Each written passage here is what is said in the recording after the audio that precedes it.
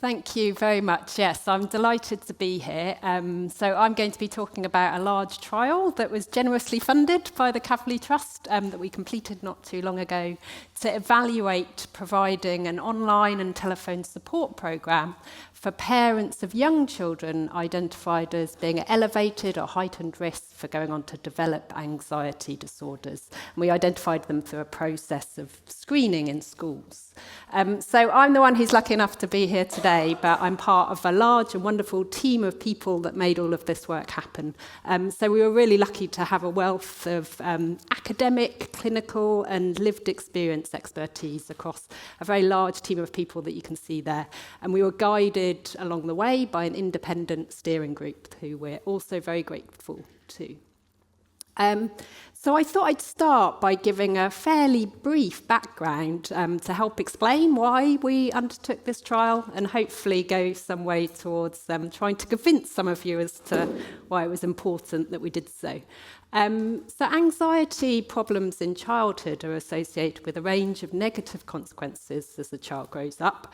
And this systematic review, led by some colleagues of mine who are health economists, really clearly illustrated just the range of those negative consequences that you can see here. So anxiety problems in childhood are associated with later anxiety problems, other mental health difficulties, negative outcomes related to employment and education, really clearly, I think, highlighting the need and importance for effective early intervention and prevention to really try to minimise those negative consequences. And we know that anxiety disorders often first emerge really quite early in life. And this meta-analysis from a few years ago really strikingly actually showed that the first peak age of onset for anxiety disorders is just 5.5 years of age. So if we are really serious about early intervention and prevention efforts, we do need to include providing support for children from really quite a young age. And the good news story, I guess, is that we do now have fairly good evidence to support the effectiveness of cognitive behavioural interventions to treat and prevent anxiety disorders in children as young as 3 to 4 years of age. But young children rarely access and receive these interventions, and oversubscribed services are widely reported. And in our group, we've done a lot of work to try to really identify and understand the challenges that families face, identifying early signs of anxiety problems and seeking help and advice related to those difficulties. And you can see some quotes here from parents who took part in qualitative interviews about their experiences related to this.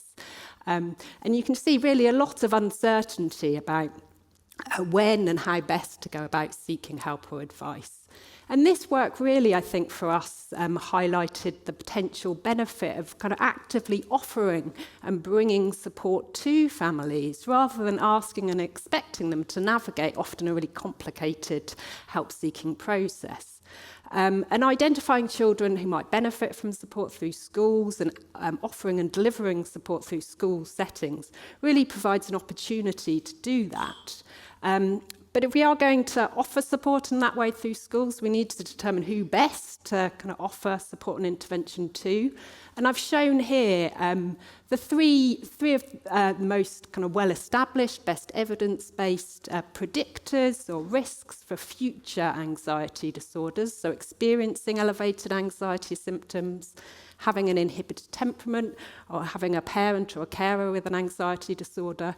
And there's at least some evidence now to support the effectiveness of providing interventions in the context of any one of these risks. Although studies that have evaluated providing interventions for young children, so children under 8 years old, have almost exclusively focused on children with an inhibited temperament, so very shy children. But really, if our aim is to help maximise reaching as many families as possible who might benefit from support, there's a case for providing intervention in the context of any one or combination of these risks. And so that's the approach that we took in this study. So while schools can provide a way to maximise reaching families, delivering support remotely and using online and digital tools can provide a way to address some of those challenges, logistical challenges associated with attending face-to-face interventions, and also provide a way to really help maximise the efficiency with which we provide interventions. And by doing so, provide a way to help maximise the number of children that support can be made available for. And a few years ago now, colleagues of mine, Claire Hill and Cathy Creswell, led a project to adapt an existing evidence-based parent-led cognitive behavioural intervention for children with anxiety disorders for delivery via an online digital format. And this intervention is called Aussie. It involves, parents working through a series of fairly brief online modules, each of which is supported by a short telephone call with a children's wellbeing practitioner, so a clinician or a therapist. And the clinician has access to an accompanying platform where they can view what parents are entering into the system. And children, you can see there, have access to an optional mobile game app that's really designed to help motivate a child to engage in intervention activities. And with funding from the Kavli Trust at the start of this project, we made some fairly minor adaptations to this existing digital intervention to ensure that it was suitable for slightly younger children than it had originally been designed for, and including children who are at heightened risk for developing anxiety disorders, but not necessarily currently experiencing significant difficulties with anxiety.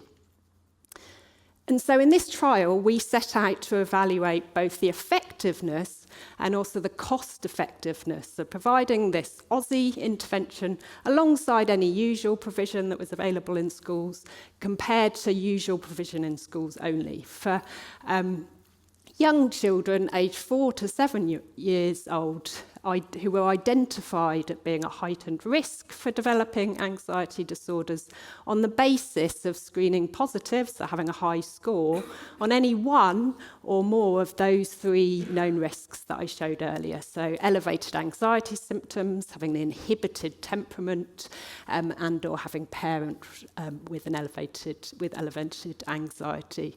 So the trial protocol is freely publicly available in the Trials Journal, and the outcomes paper will be imminently.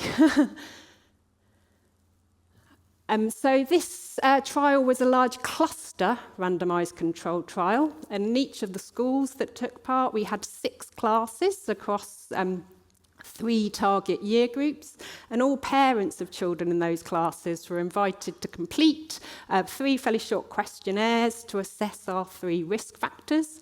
And where a child had a high score, screened positive on any one or more of those questionnaires, they were eligible for the trial, with an additional requirement that we had a maximum of 1 child per family who was able to take part. So then when the child was eligible, we got in touch with the parent, invited them to participate in the trial. Where they consented to do so, then they were invited to complete a fuller initial set of baseline questionnaires. And once we completed that baseline assessment in a batch, a group of schools, those schools were then randomised to one of 2 groups. And it's that group at the top that's our intervention group, where we offered and delivered our Aussie intervention. And schools and families across both groups, both arms, were free to continue to seek and deliver any usual support.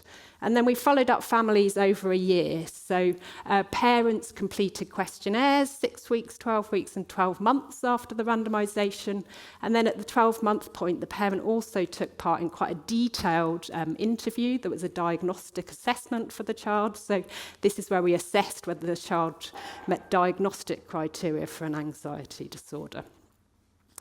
So I've shown here our clinical outcomes that we assessed in the trial. So our primary clinical outcome was assessed at 12 months. So that's the diagnostic outcome that was assessed via that in-depth diagnostic interview. So whether the presence or the absence of an anxiety disorder in the child at that point.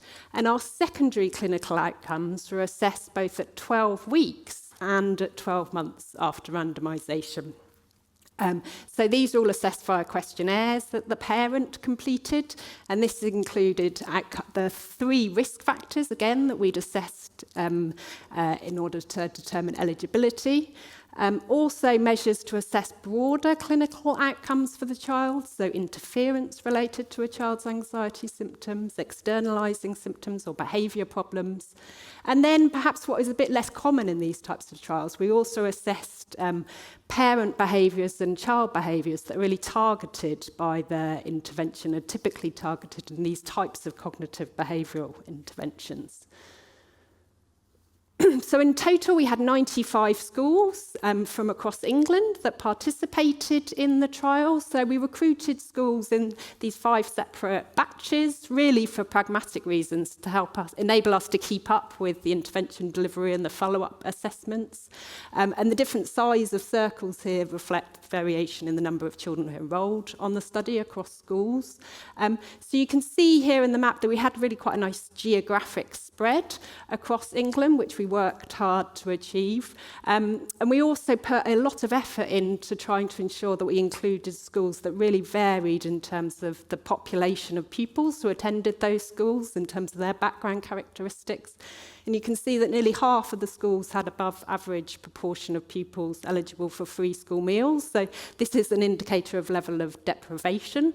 And about 30% had above average proportion of the pupils who had English as an additional language. So we were really pleased that we included really quite a diverse range of schools in the trial. So in total, we screened just over 2,300 children. About half of the children who were screened were eligible for the trial. So this really does suggest there was a degree of, likely that there was a degree of kind of self-selection where parents were anticipated that their child might be eligible, seemed more likely to complete the screening questionnaire. About 3/4 of those children who were eligible, the parent went on to consent and complete the initial baseline questionnaires, providing us with 865 children who enrolled on this study across those 95 schools. And then the schools and the families within them were then randomised to the 2 groups. And so here I've shown the screening outcomes, so the number and proportion of the sample who screened positive on the basis of each of the individual risks and then the overlap between them. So you can see anxiety symptoms, perhaps not surprisingly, was the most common risk factor. So almost 3/4 of the sample had elevated anxiety symptoms. About 30% had an inhibited temperament, and just over half had high parent anxiety. So it's just over half of the children had just a single risk, and then the other half had either 2 or, in a smaller number of cases, all 3 risks.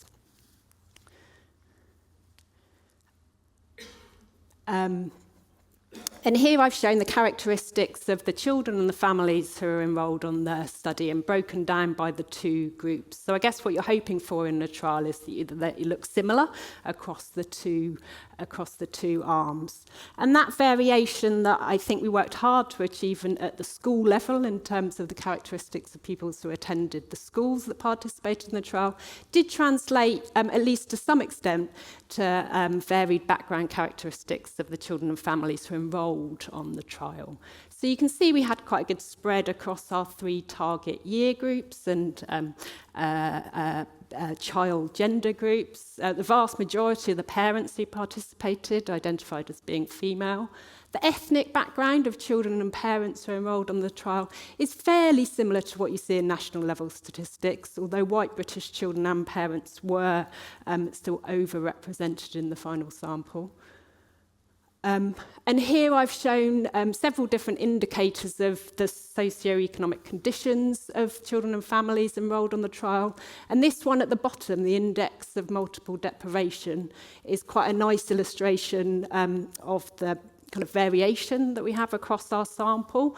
So this is derived from the family's postcode, so where the family lives. So it's an indicator of the area level deprivation where the family resides, with 1 meaning that the family lives in one of the most deprived areas in the country, and 10 meaning they live in one of the least deprived areas of the country. So we've got a fairly good spread across kind of area level deprivation of where the family lived.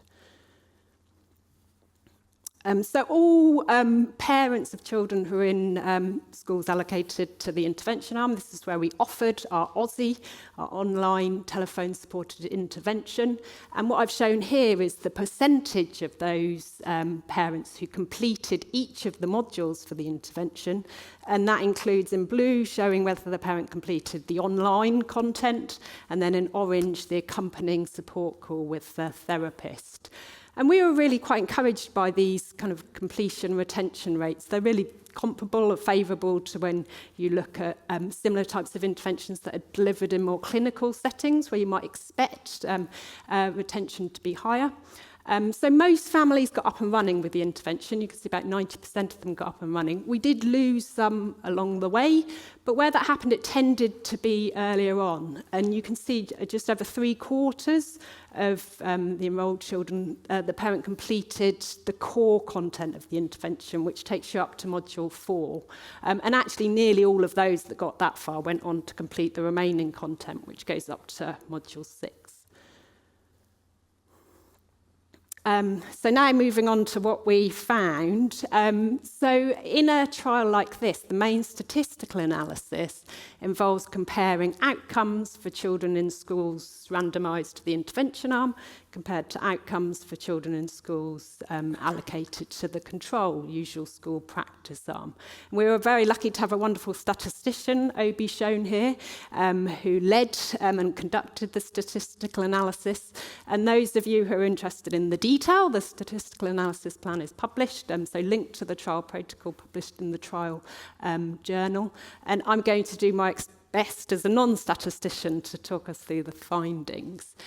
So I wanted to highlight a few key details that are specified in the analysis plan before going on to share the results. So when you're planning a trial like this, obviously one of the first big decisions you need to make relates to your sample size, so determining how many children and schools you need to include in the trial. And for us in this study, that involved making a decision or a judgment about how many children in the control arm, in the usual school practice arm, that we expected to have a diagnosable anxiety disorder at the 12-month follow-up, and then what we felt or judged to be a meaningful reduction in that presence of diagnosable anxiety disorders in the intervention arm. And so we recruited and included a sufficient number of children and schools in the trial to ensure we had enough power to detect a reduction in the presence of anxiety disorders in the control arm, 50% and to 35% in the intervention arm. And so our primary outcome is this binary outcome, so diagnosis, no diagnosis, just assessed at 12 months. And our secondary clinical outcomes are all continuous outcomes, so they're questionnaire scores, and they're assessed both at 12 weeks and at 12 months. And so, of course, those different types of outcomes require different types of analysis. And our primary analysis includes, took an intention to treat approach. So this includes all children who enrolled on the trial. And where the follow-up data is missing, so the parent didn't complete or provide that relevant follow-up data, the statisticians have used imputation. So they've used statistical techniques to fill in that missing follow-up data. So that's our main primary version of the analysis, but we'd pre-planned to have secondary alternative versions of the analysis too. So for all of the outcomes, we have something called a complete case analysis. So these analyses just include the children who provided the relevant follow-up data. And then for the primary diagnostic outcome, we also have something called a complier average causal effect analysis. So the aim of this is to try to estimate the intervention effect just for those children who completed the core intervention content. But for those children, if the follow-up data is missing, again, imputation is used. So in relation to our how we got on with collecting the follow-up data, so the team here worked really hard at retaining and keeping engagement with families over a 12-month follow-up period, which those of you who've run studies like this, I'm sure know that's a lot of hard work. And I think we felt really pleased and proud of these completion rates that you can see here. So just over 70% of parents completed that full diagnostic assessment, and similar numbers for the questionnaires at the 1-year follow-up, and encouragingly it's similar across both arms. There doesn't seem to be a particular bias there. But it is important to flag that does mean there's a sizable number of children, so approaching 30%, where we have missing follow-up data at the 12-month assessment point, which is common in these types of trials, but it's not ideal. So what did we find? So in relation to diagnosable anxiety disorders at 12 months, 21 of the children who completed this diagnostic assessment, so that's 6.5% in the intervention arm compared to 6.8% in the intervention arm compared to 11.5% in the usual school practice arm, met diagnostic criteria for an anxiety disorder, so had a diagnosable anxiety disorder at that point. So this is positive news for the intervention in that there are fewer children in the intervention arm with a diagnosable anxiety disorder than in the control, usual school practice arm, but really notable that that kind of prevalence rate of diagnosable anxiety disorders was markedly lower than across both arms than we'd expected and than we'd planned and powered the study on the basis of. And here you can see the results from the different versions of the analysis for this diagnostic outcome at 12 months. So these results are presented as an adjusted odds ratio. So here an odds ratio of 1 would mean there's no difference between the two arms in the presence or frequency of children with diagnosable anxiety disorders. And you can see the point estimate, so that diamond across the 3 versions of the analysis, the odds ratio falls on below 1, indicating a difference favouring the intervention arm. Those bars around the point estimate represent the confidence intervals, so the degree of uncertainty around that estimate. And you can see for the primary version of the analysis at the top that uses the imputation, those confidence intervals cross over to the other side of the chart. And similarly, in the version of the analysis that focuses on determining the intervention effect just for those children who completed the core content of the intervention, so the case analysis in the middle, those wide confidence intervals crossing over 1, reflected there in those large p-values. So you can see in our primary analysis, we didn't find a statistically significant difference in the frequency of anxiety disorders among children between the two groups. You can see at the bottom in the complete case version of the analysis, so the secondary analysis that only included those children who did complete the diagnostic assessment, those confidence intervals are narrower and both just about fall on the right side of 1 to indicate an effect favouring the intervention arm. And you can see there the small p-value indicating in this analysis there was a statistically significant difference in frequency of anxiety disorders between the two groups. So a nice example of why it's important to pre-specify which version of analysis is your primary. Okay, so now I'm going to move on to the secondary clinical outcomes, which provides a more consistently good news story for the intervention, I guess. So here I've presented the secondary clinical outcomes at 12 weeks. And here this is the version of the analysis that uses the imputed data. So for the secondary clinical outcomes, we've found the same pattern in the results across the analysis that use imputation and the complete case version of the analysis. So I'll just stick to not overwhelm you with numbers, stick to the imputed data version here. So these outcomes, as I said, are all continuous, questionnaire scores. So these results are presented as an adjusted standardised mean difference. So here a standardised mean difference of 0 would indicate no difference between the two groups on this outcome.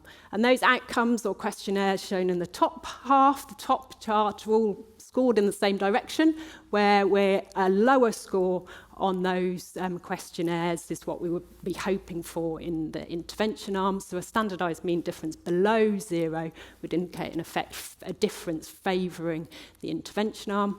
Those outcomes or questionnaires shown at the bottom are scored the other way, where we're hoping for a higher score in the intervention arm, and there a standardised mean difference above 0 would indicate an effect favouring the intervention arm.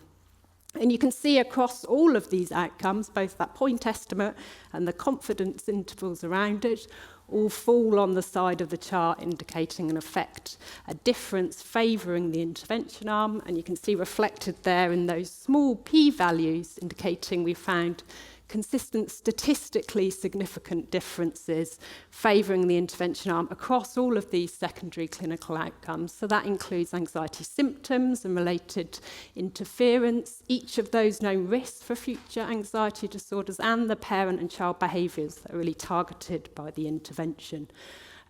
So we were encouraged by these findings. And then when you look at the same outcomes here at the 12-month follow-up, so this is 1 year after randomisation, essentially we see a consistent picture. So again, consistent, statistically significant difference across all of these outcomes favouring the intervention arm.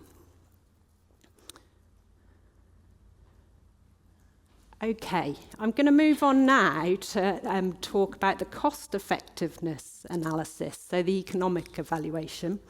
And so we were very lucky to have a wonderful health economist who's based in Oxford with us, Mara, you can see there. And if I'm not a statistician, I'm definitely not a health economist. So again, I'm going to do my best to try to explain this, hopefully in a way that makes it accessible to other non-health economists. Cost effectiveness analysis considers both a measure of the intervention effect and also the cost of the intervention and the balance between the two. And so in a trial like this, where we've provided an intervention to one group and we haven't actively provided an intervention to the control group, we would expect the cost to be higher in the intervention arm, but the hope is that that's balanced out and can be justified by sufficient gains that we also see in the intervention arm. And in the UK, the NHS has published, kind of recognised amount of money that they say they're willing to pay for an intervention for sufficient gains in that participants experience when they receive that intervention. And so health economists, like statisticians, like to have different versions of their analysis. So in the main analysis in this study, the measure of the intervention effect is children's quality adjusted life years, and the measure of the costs takes a kind of perspective focusing on the NHS. So it considers the costs for the NHS specifically for the child.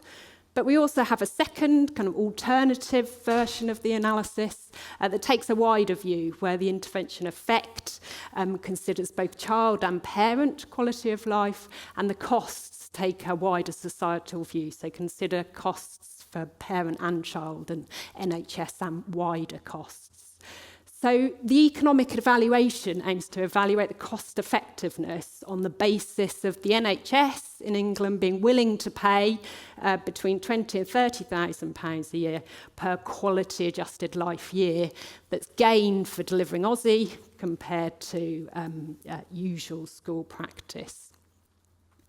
And so children's quality adjusted life years in this study was derived from a questionnaire, one of the questionnaires that parents completed at each time point in the study, so the Child Health Utility 9D. So this is 9 questions that ask parents to report on 9 different aspects of a child's health using a 5-point rating scale, so you can see the different areas that are tapped into there. And essentially a statistical algorithm is used to convert those questionnaire responses into a quality adjusted life year, a QALY, and that process takes into account the wider population's views or preferences or the value that they attach to different aspects of health. So in an ideal world, we would have a data set that provided that information about parents of young children, so what aspects of health they value or place greater importance on. That doesn't exist. So there are two value sets that are available. One of them relates to kind of preferences or values attached to different aspects of health in a UK adult population, and the other relates to a population of adolescents in Australia. And so the health economists kind of made a decision to run the analysis twice, so pre-specified to run the analysis twice, in the hope that then if we find consistent findings across using those two different value sets, that would add to the robustness of the findings. And then in relation to the resource use and associated costs, we collected this information primarily in two ways. So parents completed quite a lengthy questionnaire, again at each time point in the trial, about theirs and their child's use of various different services. And the clinicians and the supervisors who were supervising the intervention delivery kept really quite detailed records of the amount of time they spent on different aspects of the intervention delivery. And you can see there it's those that resource or time spent and associated costs on the intervention delivery, together with the child's use of various NHS services in that blue corner in the top left. They're the costs that are considered in the primary health economic analysis, and those use of wider services reported by the parent for the parent and the child are considered in the kind of secondary version of the analysis that takes a broader societal perspective. So in relation to the amount of time spent on delivering the intervention, so this is the key part that we expect to differ across the two arms. So this table shows the average amount of time that the clinician and supervisor spent on delivering and supervising the intervention.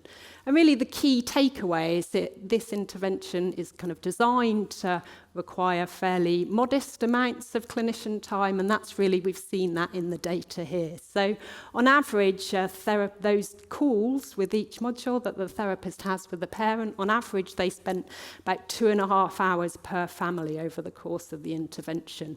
And this is, which is pretty much bang on as the intervention is kind of designed to be delivered, and is actually a shorter amount of time than we've seen when this intervention has been delivered in more clinical settings and for older children. So that's really promising in terms of seeing that this intervention can be delivered really quite efficiently in this context through schools.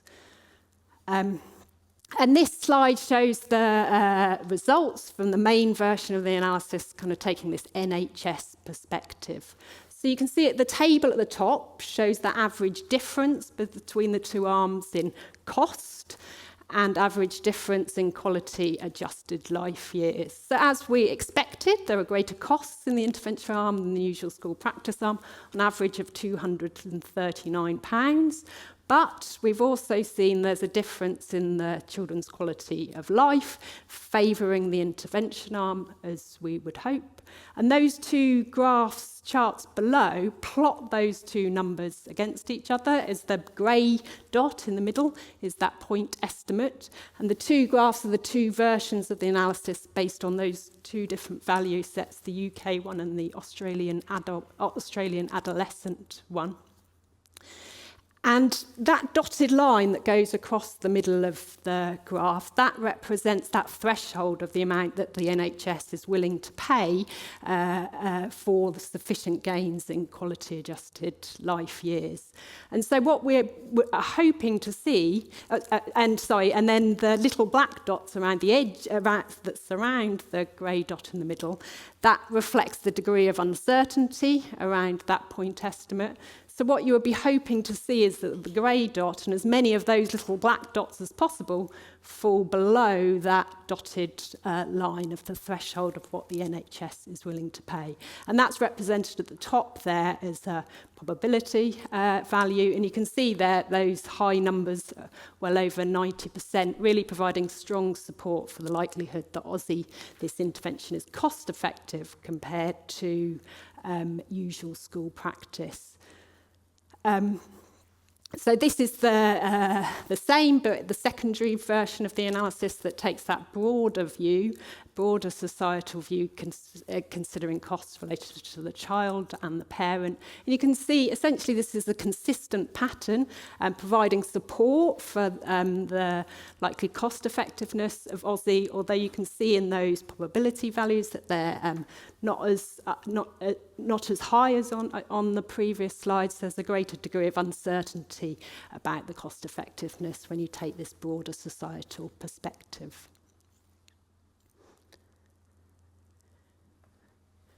So overall, we feel positive about these findings. So essentially, our findings suggest that delivering this intervention, children's diagnosable anxiety disorders may not reduce over a 1-year period, but those fairly low prevalence rates across both groups do indicate that it would, I guess, a good next step would be to have a longer-term follow-up to see if we see longer-term benefits in terms of diagnostic outcomes. And certainly those benefits that we see across all of the secondary clinical outcomes really point towards the potential for longer-term benefits. So particularly those reductions in